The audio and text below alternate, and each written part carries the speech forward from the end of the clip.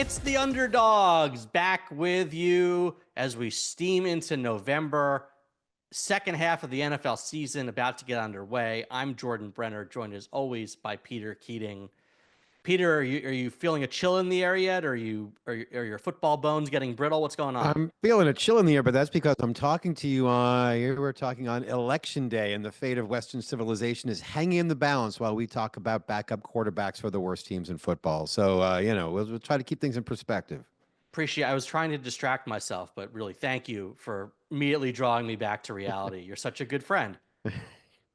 It's not necessarily a scary thing, Jordan. It's an important, there's important in the air, but I don't know if it's scary. We'll see. We'll find out. I'm digging a hole in my backyard. I'm crawling in, and I'm not coming back. Duck, Anyway, duck and cover, duck and cover.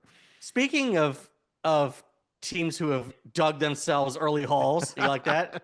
You want to play a little game today, and I like it. It's even got a catchy name. Yeah, we're about to play a little game we call Scrappy or Crappy, Jordan. Are the teams with the worst records here at the halfway point? Are they scrappy underdogs or are they just crappy teams? What makes this particular season a great time to do this and a great time in this season is that there are 9 teams that have no more but no fewer than 2 wins. So there's 9 teams clustered at the very bottom of the league, and we're going to go through them. And Jordan, I'll ask you, are they scrappy or are they crappy? I love it. Anytime I can deal with the worst teams and then parse among them, I'm a happy boy. That's a big job that we have to do as a professional underdogs analysts, right? Sure, but in all honesty, these teams are very much going to decide a couple things. One, who wins, right? In terms of the contenders, some of these teams are going to be spoilers, and then the other thing is, Absolutely, which of them are horrible enough to end up with the number 1 pick. These teams right. are going to diverge. So let's and get through also, them. I mean, there's a couple that may have enough talent and management, wherewithal to make a go of not having a completely disastrous season. Jordan, Right. Everybody has bad seasons sooner or later. Good organizations make a lot out of bad seasons. They find players, they develop them, or they settle on their needs for next year's draft. Bad organizations lose their way further in bad seasons. Right. And I think even one might be capable of sneaking into at least playoff contention, but we'll get to that. All right. Yeah. Well, who do you want to start off with? You want to start off with? Why don't you guide us? Why don't you start in the AFC and Okay. Why don't we guide us through the 2 win teams? Why don't we start with a team whose fate I feared was sealed at the draft, which is the Raiders, now sitting at 2-7. The Raiders were going to draft a quarterback. Michael Penix was probably their guy. And then 6 quarterbacks got taken, a record-tying total in the first 12 picks, and the Raiders were sitting there at number 13. So, yay, go team, have maybe the best tight end in football now because they got Brock Bowers, but they left a gaping hole. That whole scenario left a gaping hole at quarterback, and then they decided to stop playing defense. Are you asking me if they're crappy or scrappy? Or you're so just there's a lot wrong with this team. So I'm asking you, Jordan, is that enough to make them crappy, or are they actually still scrappy under Antonio? No, they're crappy. They don't have a quarterback. They've lost 5 straight games. In 3 of those games, they gave up at least 32 points, which doesn't even speak to their inept offense. They've traded Devontae Adams away. Right. It's a mess in Oakland, which is a shame. Excuse me, Oakland. It's a mess in Las Vegas, which is a shame because I was really rooting for Antonio Pierce. But this organization is just, a mess. Crappy. Yeah. You agree? Yes. And I think is a little lesson here, which is that a lot of teams, coaches come in who get extraordinary effort from their players, and the inspiration only lasts so long. It's a sad lesson, but it's an important lesson. The good news is they won't lose this week. Tell us why. Bye. You can guarantee it. That's right. Yep. All right. You want to move to Cleveland? Cleveland. Sure. Also 2-7. A lot of guys on injured reserve now, Jordan. Does that mean if they get Jack Conklin and David Njoku back, if Jameis Winston's okay, could they be scrappy, or are they just crappy? I'm going to go with scrappy. We saw their scrappiness against the Ravens 2 weeks ago. With Jameis Winston at quarterback, you have a wide range of outcomes, but that makes them extra scrappy. Maybe the widest. Yeah. You've got, look, they just traded Zadarius Smith away, but they've got still have some talent on defense. Obviously, Myles Garrett, Nick Chubb returning, getting healthier. You mentioned the offensive line. I I don't think this team is nearly as bad as they looked earlier in the season, which was a large result of Deshaun Watson's ineptitude. And we'll know. Look, they play another one of the teams we're going to talk about, the Saints, after their bye. So we'll learn something there. But they have some really interesting spoiler potential because they play the Steelers twice in 3 weeks. They still have away games against the Bengals and the Ravens. So they're gonna in a tight AFC Central. AFC North. God, where's my head today? In a tight AFC North, the Norris division. Yeah, in the Norris division, they're going to have a lot to say. They are a potential spoiler, but Jordan, I don't know. Trading away Amari Cooper, relying on Nick Chubb, relying on Winston.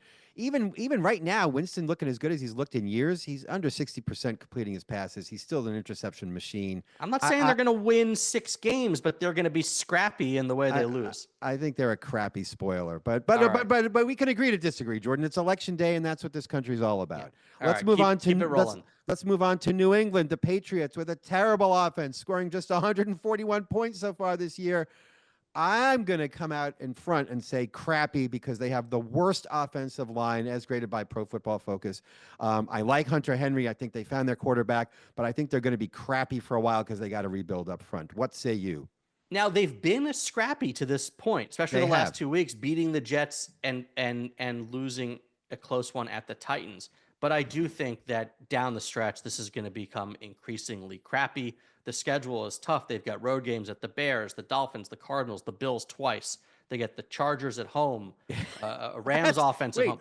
All in one half of a season? That's a really hard schedule for a bad team. Yeah, I just think that this is look, again, credit the coaching and the effort in some areas, but I don't think this team if they win 4 games total, that's going to surprise me. So scrappy till now, but 2-7 may be the high point. Crappy going forward. All right. Let's move on to Tennessee, where I think the crap is abundant.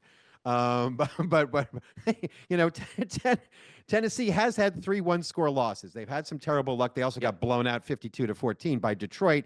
They were healthy for a while, and now just the past week or two, they've suffered some crushing injuries, including to Lloyd Cushenberry. What do we think? Scrappy or crappy? Yeah, I'm going with crappy. I think they're also the worst team in the league against the spread, so thanks for that. They did start off a little scrappy against the Bears and the Jets to begin the season. They've had some close losses, and obviously they beat the crappy Patriots last week, but I'm with you, Peter. I just see a lot of crap here. No functional quarterback and a 15% pressure rate on opposing quarterbacks. That's pretty crappy. All right. You know, here's an interesting AFC team. How about Miami? Scrappy? Wait. Finish up in the division. Oh, okay. You seem to be eager to jump to Jacksonville. Is that what you're saying? Yeah, I think they're scrappy. Yeah, me too. 2 close losses in a row against the Packers and the Eagles. I'll always pick a team that has a quarterback, and I think people are still too down on Trevor Lawrence right now. This team plays a lot of good teams. They have the Vikings and the Lions and the Texans next, and then they go into an absolute easy schedule with the Titans, the Jets, the Raiders, the Titans again, and the Colts. Okay. Yes. So I think they'll be a pest for the Vikings and the Lions and the Texans, and then I think they can make some hay against the back end of their schedule, which may not be great for them. But the advanced metrics will tell you they're the second, according to the NFL luck rankings at teamrankings.com. They're the second most unlucky team in the NFL. They've been putting up some points lately despite injuries. I'll go scrappy. Look, Jordan, their point differential is just -57, which is the second best among all of these teams. And this is a classic Jordan Brenner needs to come in and improve this team. What do I mean? What do I mean by that? The ownership says this is the best team they put on the field. You know why? Because he and the guys running the team made the classic mistake of focusing on skill players before they focused on the offensive line, right? This is a team with glaring needs. Their best tackles are ranked 52nd and 77th in the league by Pro Football Focus, and the guards are not much better, even though Brandon Scherf's there. He may be out of gas. I don't know what's going on. But the reason Trevor Lawrence looks so inconsistent when he's actually really great at making difficult throws, the reason he looks so up and down, is because he's constantly on the run and under pressure. This team needs an offensive line, and until they get one, they won't be good, but I think they will be scrappy. Yep. All right. Want to close out the AFC? Let's close out the AFC with a maybe I would say if you're going to pick one team, I would to take a flyer on to make the playoffs. Maybe would you say Jacksonville? By the way, No, it's going to be the no. next team. It would be the next team. Another possibility, the Miami Dolphins. Jordan, only 124 points scored across this entire season so far. What the hell are they going to do with their quarterback? But otherwise, I think, this Only is 124 points scored because they were missing Tua. The last 2 weeks, they've right. scored 27 points exactly each week. Look, Okay. terrible loss to the Cardinals in week 1 of Tua's return. Impressive loss against the Bills last week. Mm-hmm. So they're sitting at 2-6, which is different from some of these 2-7 teams. Okay. Right. Here's the next 3 games. They go to the Rams. If they can win that 3-6, then they get the Raiders and Patriots at home, and suddenly you're 5-6, which means you are mathematically in the mix to make a run for a wild card. The offense, clearly we've seen connect, right, when they're all healthy. So if Tua can stay healthy, they've got Tyreek Hill and Jalen Waddle and Devon Achane and on, Mostert and on and on and on. Don't they also have Odell Beckham?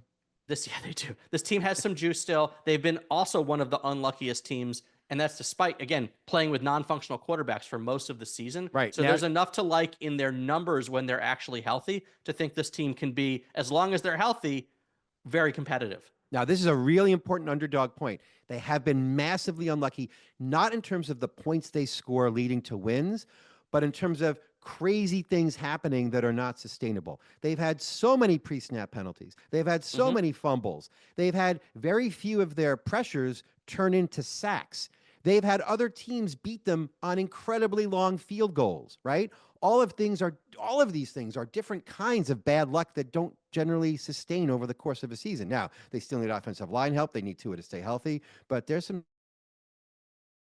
Would you find a way, not maybe this year, but sometime down the road, to develop and sustain a backup quarterback who's almost a 1A? What would you do about the Tua insurance question? Would you try to 100%. Try to platoon quarterbacks here? And Mike McCarthy's set up well to be the guy to do that. Mike McDaniel. I'm sorry, that's what I meant. Oh my God, Mike McCarthy is not. We will not be talking about. Is not the Cowboys are not on this list, but if anyone in the league, they should be on this list. No, I don't know about platooning quarterbacks, but this is a team that would have benefited from like a Tyrod Taylor, so who could step in and at least keep them functional. But if you look at the quarterback, this is a precision-based offense based on accuracy, short throws, moving the chains.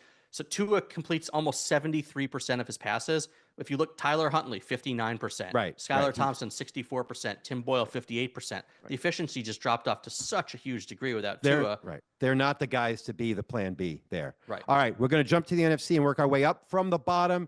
The Carolina Panthers. Jordan, when I look at mock drafts for 2025, this is the first thing I saw. Needs, quarterback, wide receiver, edge rushers, and linebackers. Jordan, what else do they need? Peanut vendors? It's crap all over there. They haven't been unlucky. They've just been terrible. Well, can I say one thing first? I do want to take a little credit. It's not our official nailed it of this episode. Last week, when we were talking about our big underdogs over 6 points, I said the one I would definitely bet on is the Panthers. And not only did they cover, they did win outright against the Saints. So I am happy about that. But yes, otherwise, this team is still full of crap. They've been outscored by 146 points in 9 games, which is remarkable. The offense is terrible. The defense is worse. Like, if you play daily fantasy, the first thing you look at is who are the Panthers playing, and then let me load up on them, and then let me watch Chris Olave get injured in the first quarter. But otherwise, yes, no, this team is, and what a testament to bad ownership. Holy cow. We just mocked the Titans for having a 15% pressure rate on opposing quarterbacks. Carolina's at 11.3. I don't think I've ever seen a number that low. The other guys throw at will against them. They're giving up 33 points a game. It's crap. They had a stretch in the middle of the season where they gave up 30 plus points to 4 straight opponents. That's fantastic. Well, moving on, we will now talk about the team that could test Carolina's ability to give up points. That is the New York Football Giants. Oh. Jordan, it seems to me that they strengthened the defensive line and the offensive line, and that has only served to reveal how horrible the lack of talent is around the rest of this team on the field, particularly the secondary, the linebackers. Daniel Jones, look, let's give him credit for being tough, for being scrappy, if you will, but still prone to game-changing turnovers, still leading his receivers into getting crushed on tackles. What's going on with this crap fest? It may be a crap fest, but it's a scrappy crap fest. Again, they fought against Pittsburgh. They've been in most games except for the Eagles debacle. I all the weaknesses you mentioned are there. They're probably going to have to. Even I'm ready to say they need to change quarterbacks. But first of all, upcoming schedule: Panthers in Germany. You're going to need a few Heinekens to get through that. But I mean, come on. Then home against the Buccaneers, who were impressive against the Chiefs on Monday night, but I don't think that team is particularly scary, especially with no wide receivers. At the Cowboys, probably with a backup quarterback still then, and then home against the Saints.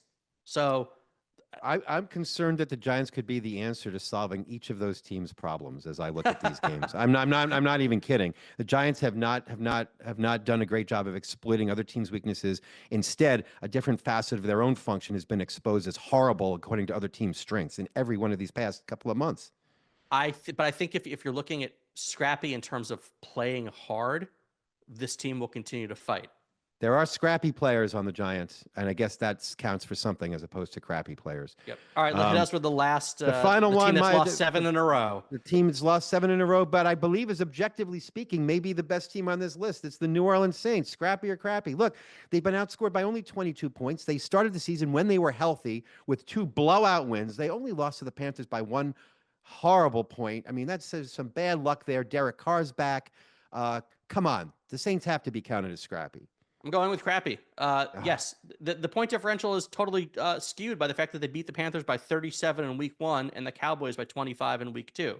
So take up that 62-point difference, and you're telling a very different story during the 7-game losing streak. Yes, Derek Carr is back, but that didn't make a difference at the Panthers, who are the crappiest of the crappy.